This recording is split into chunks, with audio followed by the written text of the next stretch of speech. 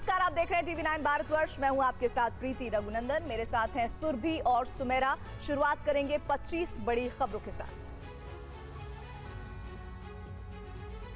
Hamas chief Ismail हानिया को कल Tehran में दी जाएगी अंतिम विदाई। शुक्रवार को कतर की राजधानी दोहा में दफनाया जाएगा। हानिया के मारे जाने को लेकर एक खुलासा। ईरान के नए राष्ट्रपति के घर के पास था हानिया। ईरानी राष्ट्रपति के निवास से सिर्फ 150 मीटर की दूरी पर हानिया को मिसाइल अटैक में मार गिराया गया। हमास चीफ हानिया की हत्या पर ईरान के विदेश मंत्रालय का बयान। कहा, हानिया की मौत बेकार नहीं जाएगी। हानिया के खून के हर कतरे का हिसाब होगा। अब तेहरान फिलिस्तीन के रिश्ते और मजबूत होंगे।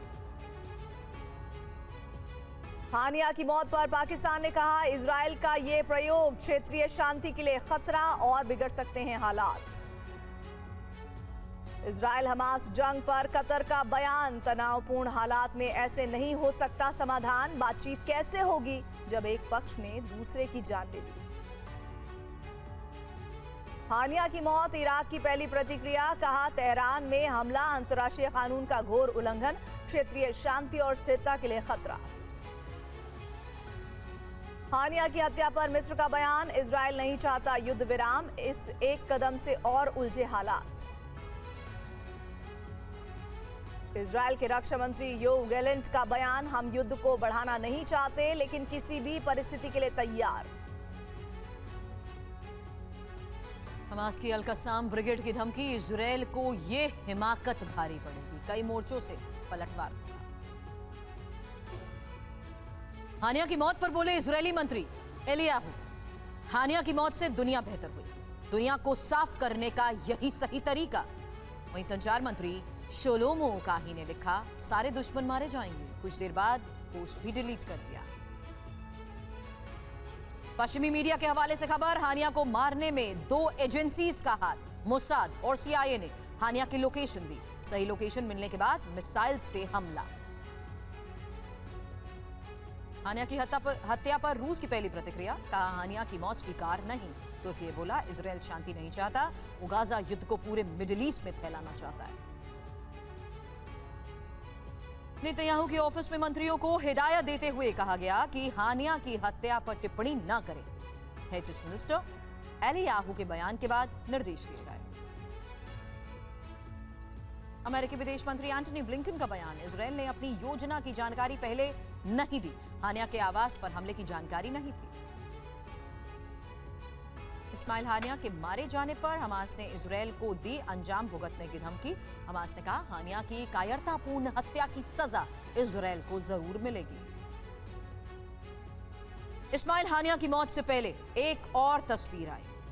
मौत से एक दिन पहले तेहरान में ईरान के सर्वोच्च नेता खमनेई के साथ हानिया और फिलिस्तीनी इस्लामिक जिहाद के नेता जियाद अल नखलाक भी दिखे। हानिया की हत्या से पहले की आखिरी तस्वीर सामने आई। तेहरान में हानिया ने खिंचवाई थी ग्रुप फोटो। तेहरान के थीम पार्क एग्जीबिशन की है ये तस्वीर। बैकग्राउंड में अल अक्सा मस्जिद का मॉडल है। हानिया के मारे जाने के बाद हिजबुल्ला और हमास के नेता ईरान की सरकार के साथ लगातार संपर्क में हैं। इजरायल को जवाब देने के लिए रणनीति पर बात की गई। हमास के सीनियर लीडर समी अबू जौहरी का बड़ा बयान। कहा, हम यरूशलेम को लेकर रहेंगे।